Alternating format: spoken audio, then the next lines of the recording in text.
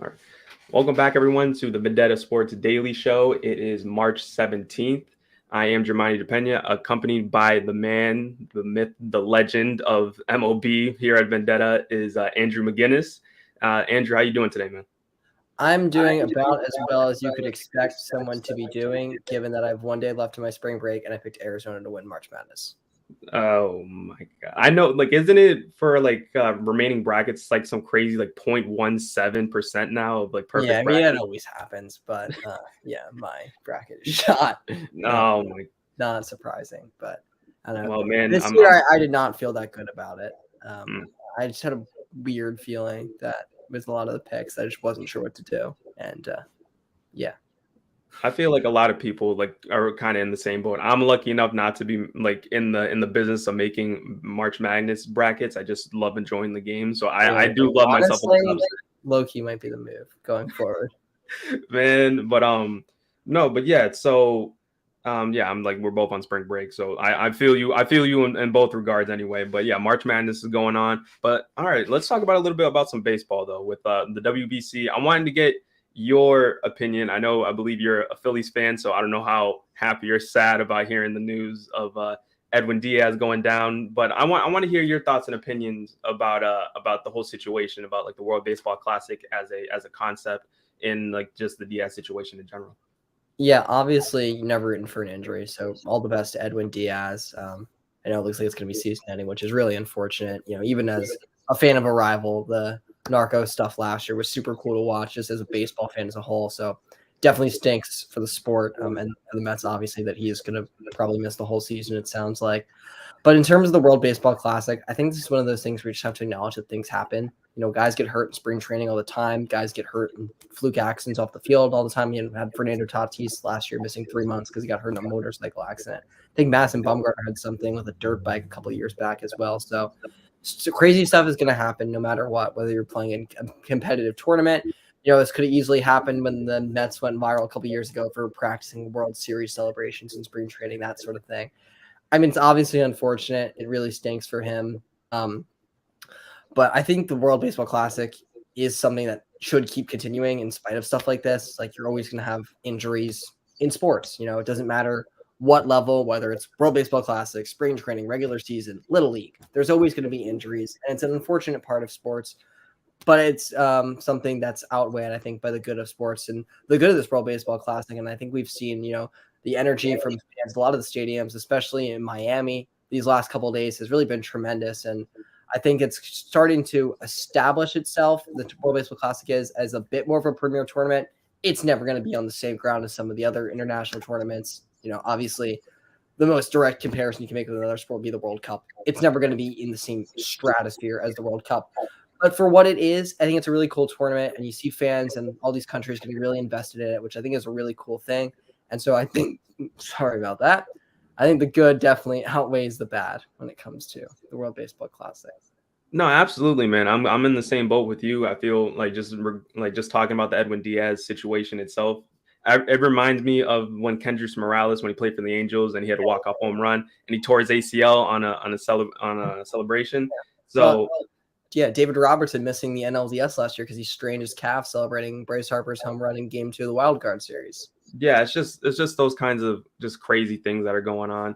You got even the same thing with like Devin Williams, not always celebratory when he punched a wall and then he was out for the postseason. Yep. So again, it's like I'm with you. These kinds of things happen. I feel it's not over the course. It's not because of the tournament, and then people want to start throwing shade at the concept of the WBC, which I'm not here for. I feel it's baseball at its most passionate. It's baseball at its purest. I would say, in other words, anyway. And you can even ask a lot of these guys that some players actually would want to win a WBC than to win the World Series and something. Yeah, I saw that video with some of the Dominican Republic guys, Nelson Cruz, Robinson Cano, talking about that. Yeah, Cano said it was around the same atmosphere when it came to that thing, and then like I don't want to won the World Series before with the Yankees. Exactly. So it's, if anybody's gonna listen to a player's perspective, Robinson Cano is that kind of person to do it because he's been there. And Cruz has been to a couple with Texas too. He's never won, but he's been there. Yeah, exactly. So like, who are we to say that these players don't care or this concept, it doesn't matter to anybody? So I feel there's a lot of varying opinions, but for me, I feel the World Baseball Classic is vital for baseball. I feel it's like I would much rather be watching players playing the WBC than the play in the in spring training games. You know, like with Brandon Nimmo with his opinions, and he was talking about he would much rather try to keep himself ready to play for the Mets and be ready for opening day. And I completely understand that. But then you have him flying up and down the field trying to make diving plays and all that stuff, you know. So I feel imagine getting hurt in a spring training game like that, and then like we can't say that the WBC is meaningless. I feel it's all opinionated, but I feel it's only been around since 2006, so it's going to take a long time for it to kind of keep building up that prestige. Like I agree with you. Long hiatus with COVID too. Yeah. So it's not going to hit anything like the World Cup or anything like that. Yeah. So, but I feel that's okay. Exactly. Yeah, that's completely fine. So it doesn't need to make it to that point, but it's all about steady progression, I feel. So I feel the WBC as a concept is an amazing idea and it should never be touched. Mm-hmm. I agree. No, perfect. It's good to see that we're on the same page about that, but it's just crazy seeing on the just on the internet everywhere, like just a lot of varying opinions and people coming out of the woodwork, you know. So it's just nice to see that just like people coming out and defending the WBC. But no, but yeah, so I feel like it's going to throw a cog in a lot of people's fantasy baseball rosters anyway. But for those who don't know, that tonight around 9 p.m. Eastern, I got to make sure I have that time down, but we're having Vendetta's first ever MLB fantasy baseball draft. I believe Andrew has the first pick because of his. I think I should. I know on ESPN it still says I have 6. I don't know if that can be like changed. I mean, either way, you took off with them when it came to the trivia night anyway. So yeah. I would say, do you have any ideas of who you might take? You got any strategy you want to go into? You don't have to give up too much, but yeah. I mean, first overall pick is gonna be interesting. Obviously, that's a pretty unique position to have. I know I have like a Lindy's Fantasy Baseball magazine that says Trey Turner should be the first pick, especially with kind of the rule changes. Obviously, that favors a guy like him who steals a lot of bases. I'm sure he'll be running even more this year. Obviously, as a Phillies fan, love him. Super excited to see what he's going to do for us this season. That being said, I did download like the athletic spreadsheet and like put our league stuff in and whatnot, and it did not say that Trey Turner should be the first overall pick just based on that methodology. So I think it's going to be a little bit of a balance between like head and heart for me, you know, looking at some of that stuff and whatnot, and some of the stuff that's online, and also just trying to have fun with it, really, because I mean that's really what fantasy sports are all about. So I always try to get 1 or 2 guys from the Phillies on my team, or Eagles for fantasy football, you know, that sort of thing. So no, absolutely, I'm kind of with you on that. It's I got the 3rd pick, which was surprising enough. If you told me I was getting the 3rd pick before trivia night. But even though I think I have like a nice steady knowledge about the game, but you going in the deep dive, I just love hearing you talk about the sport, and I feel like it's just a joy to watch. I just wanted to compliment you on that. But yeah, for me, yeah, I got the 3rd pick. Yeah, no problem. For me, I got the 3rd pick, so it's been kind of interesting. But I wanted to actually talk to you about Trey Turner since being a Phillies fan and all. How do you feel? Because I believe Harper is going to be out around until like the All-Star break or something like that. I believe around the All-Star break, give or take a few weeks. Yeah, so I wanted to ask you, how do you believe like the Phillies are going to do, or like do you think like just how does that like what are your opinions on your team going into the season? Yeah, I mean the Harper injury is definitely going to make it really tough for the Phillies to win the NL East this year. Obviously, you know, the Mets and Braves are fantastic, both coming off seasons with over 100 wins.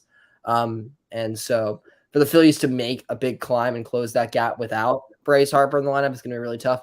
That said, they proved that they could handle it without Bryce Harper last year. I believe they went 32-20 during the 2 months that he missed with that broken thumb.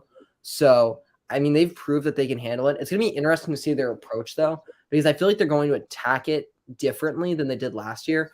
Basically, their approach last year was they tried to change as little as possible. The only really one big change they made in the wake of Harper's injury was they called up Derek Hall from AAA, slotted him at DH. He's the tradition. If you don't know Derek Hall, traditional power hitting left-handed first baseman. They asked him to slug. He slugged a lot. It was fantastic for the Phillies for 2 months in the DH role.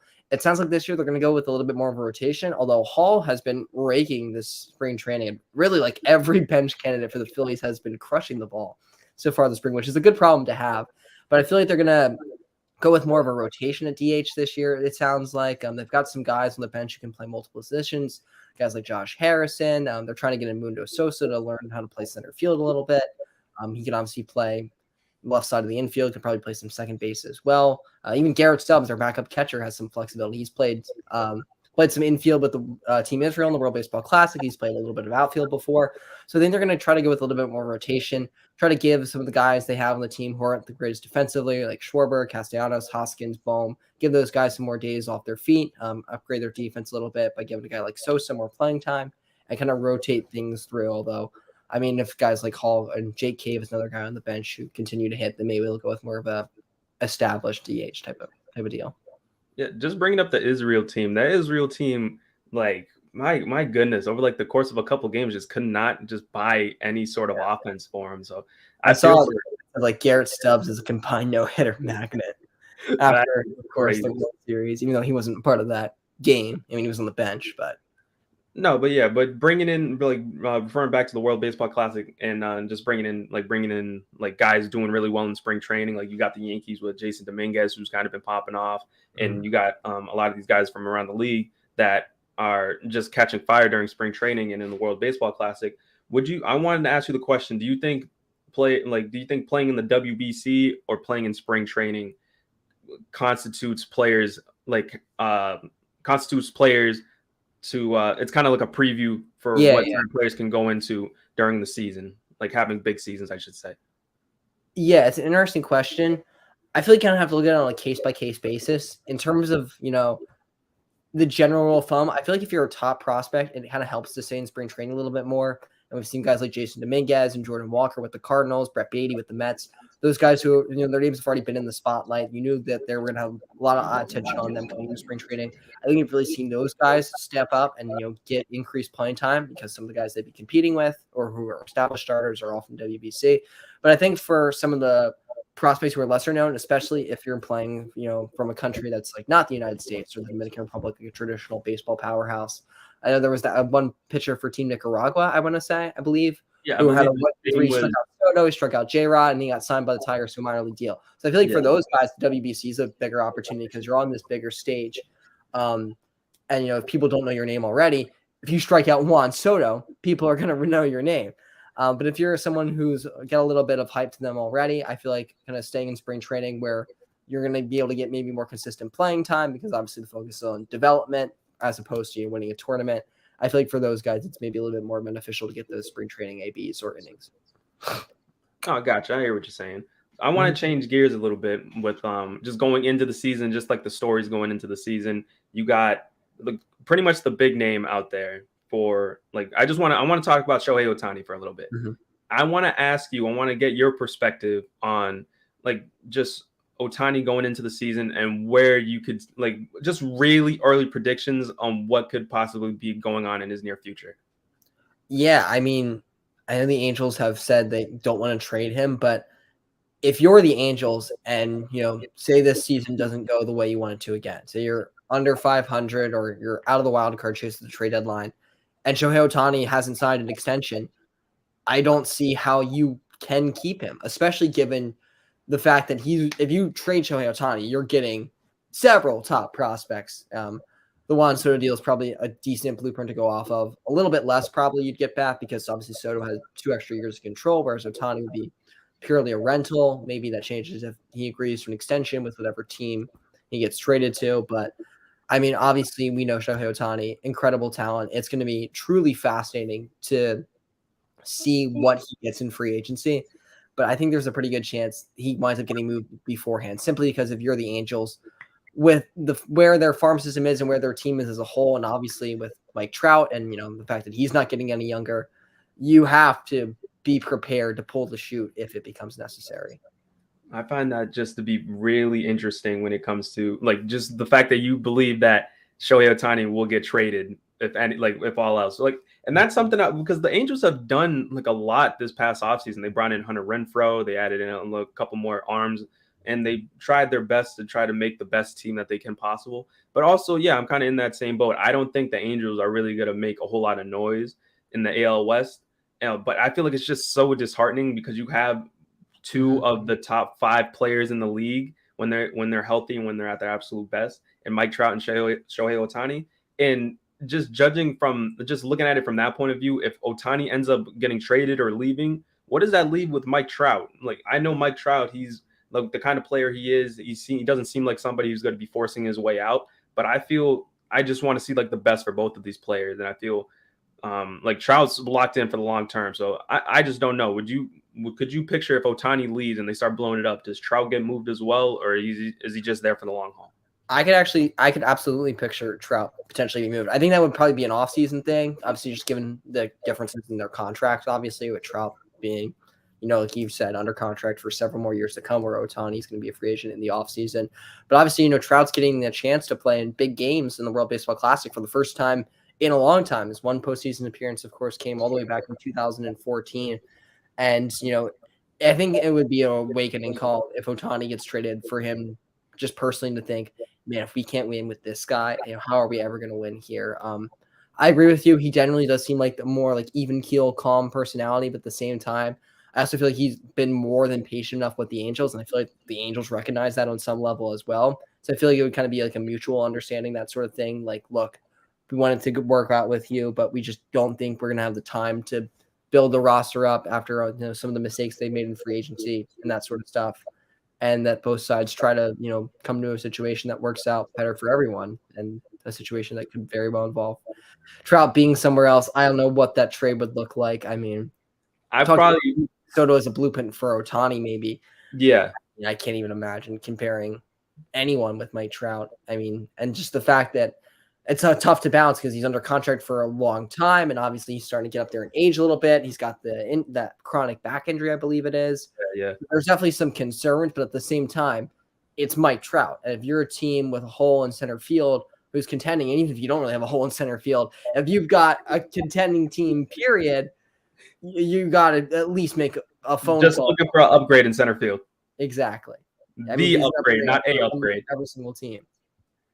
No, but yeah, it's just I would like to believe, or I would believe that it wouldn't be as crazy as the Juan Soto deal. Probably a little bit less because Trout's a little bit older, and obviously, exactly. but also there's just comes to a balance for it. Aura around Trout too. Yeah. Soto has it as well, but I think Trout has it to an extent greater than anyone other than maybe Ohtani. Yeah, with Trout, when he's healthy, Mike Trout can easily. Even last year, he played in, I believe, less than 130 games and had nearly a 50 home run season, something crazy like that, with the back injury and stuff. But when Mike Trout is the absolute best, then he's worth every penny. It's just more of understanding he's getting older, he's in his 30s now. It's how much more just being the top 5 player in the league, how many more seasons he's gonna have being like that. And I feel eventually he's gonna find the transition to go to one of the corner outfield spots, probably left field, just to be safe. But I feel like if he just stays healthy, barring any super outlandish injuries or anything like that, he will still have that production in the bat. But it's just, I feel like the clock is ticking on his time with the Angels for sure. Yeah, 40 home runs last year for Trout in 119 games. That is insane. I mean, if he was healthy, he would have hit more than anyone other than Judge. Yeah, that's you would have passed Schwarber. I would just love to see what a fully healthy season of Mike Trout would be. Just seeing those kinds of numbers, and just I can't even wrap my mind around it. But you know what? Speaking of home runs, there's been a lot of there's today on Twitter, it's been an absolute madhouse for the MLB gaming community. I don't know, Andrew, I don't know how much you play of the show. A decent bit.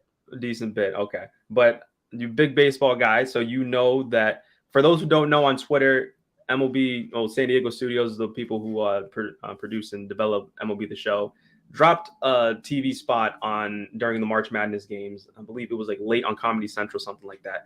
Long story short, there was a very quick transition between 2 players from the steroid era, that being Mark McGwire and Sammy Sosa. So if it's true, that means we're seeing 2 of the most controversial and polarizing players making their way into MLB The Show. So I want to just get your thoughts and opinions on that, and just, I guess, the idea or just the discussion of just people of today acknowledging the steroid era and the players who made that era so great.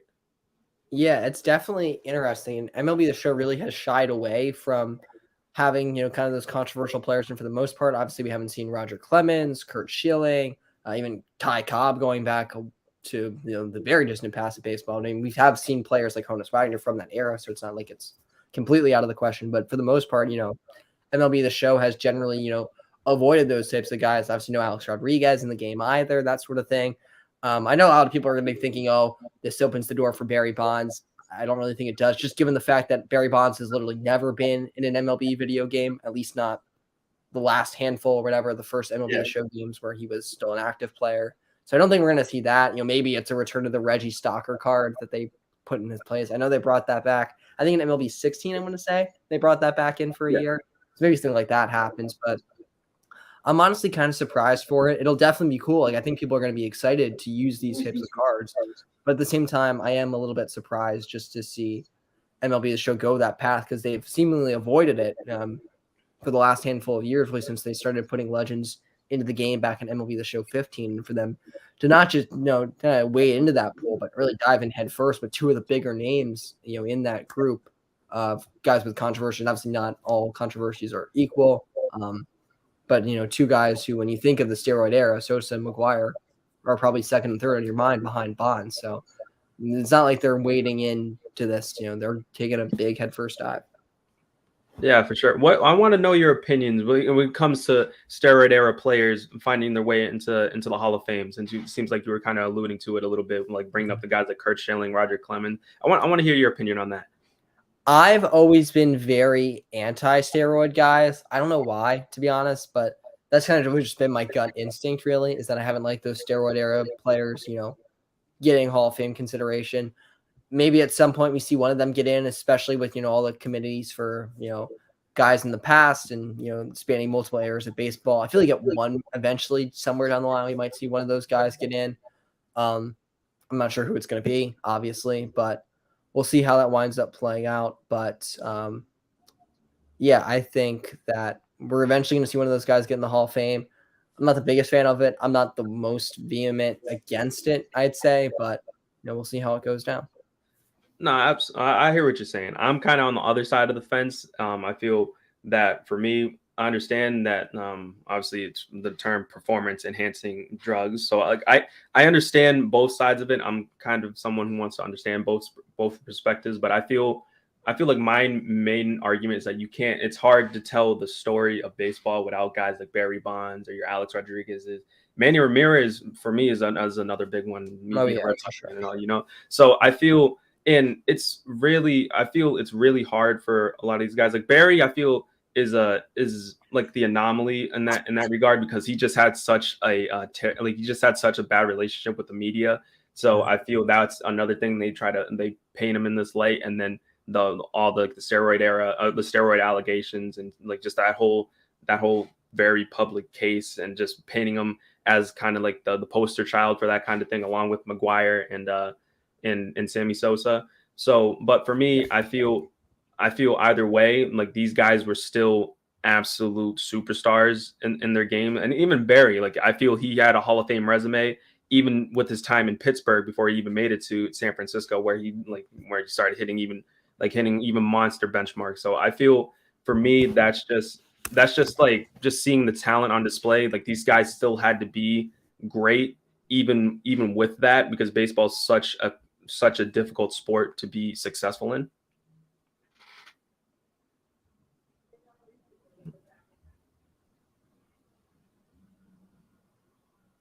Andrew, did we lose you?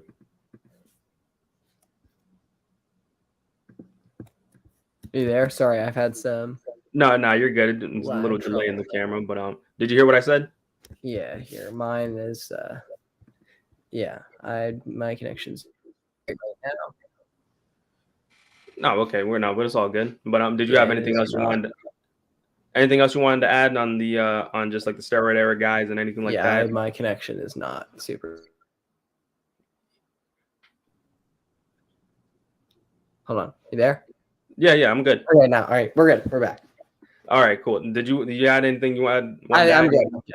Good. Okay. So yeah, just got Mark McGwire and Sammy Sosa. Yeah, hopefully, in terms of MLB The Show, it opens the door for for other guys. I would love to see Barry, but of course I feel like that's just a whole new can of worms that they'll have to open up. But I'll be okay. Even right now, I feel like there's still a couple more legends they could introduce. But no, but yeah, for sure. Really nice to see.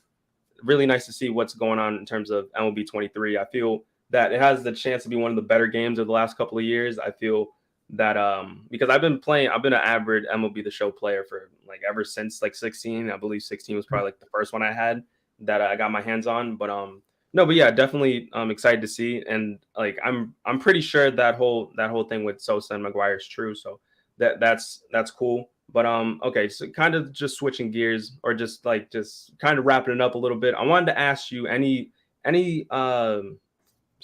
specific hot takes you have going into the MLB season? You got anything else you want to chime in about? How about you go first on that one? I'll let you take the lead. I would say for me, I believe that it's actually a bit of a tough one because I have so many takes I would want to use. But you know what? I would say that the Seattle Mariners will win the AL West. That's my hot take. I'm going to stick with the Mariners, but I'm going to go one further. You know, we saw the Phillies last year and the NL's longest postseason drought and go all the way to the World Series.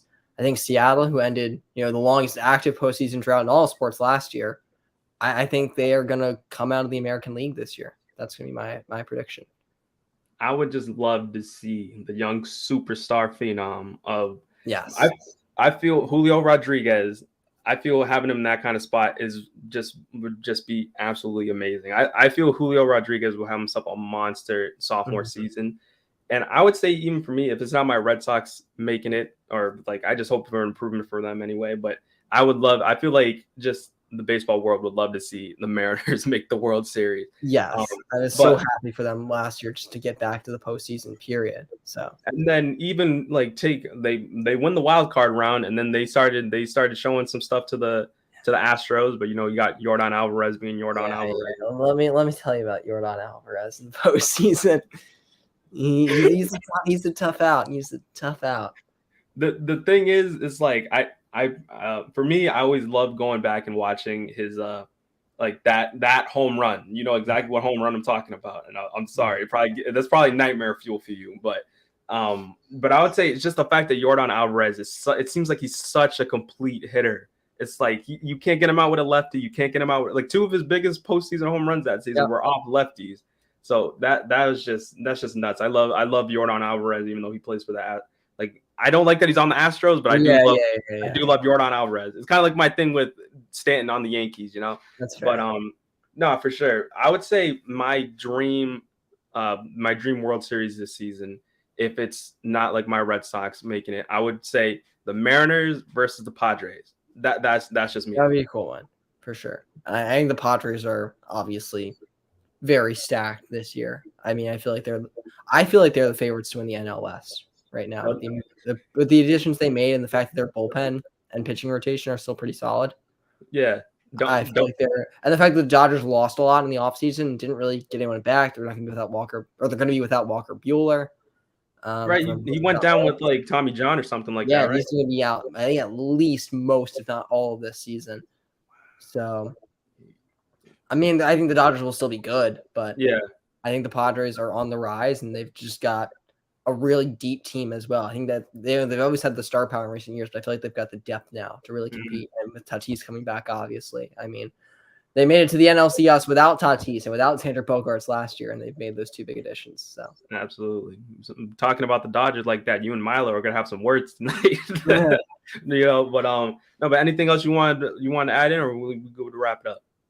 I would just like to say that the women's basketball tournament is far more important than the men's, and I'm definitely not only saying that because Notre Dame basketball is good in women's and not good at men's. So, all right, we gotta wrap it up there. Yes, so I'm currently watching us beat Southern Utah 41-12. So life is good. My goodness. All right, but at least you got that. At least you got that.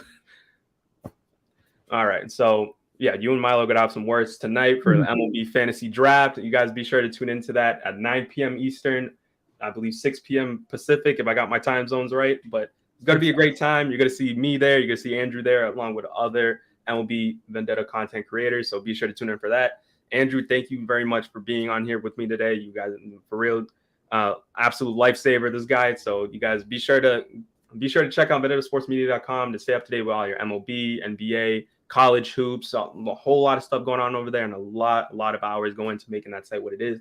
So you guys stay up to date and support us here on Twitch and on YouTube. But other than that, I've been Jermaine DePena. You guys take care.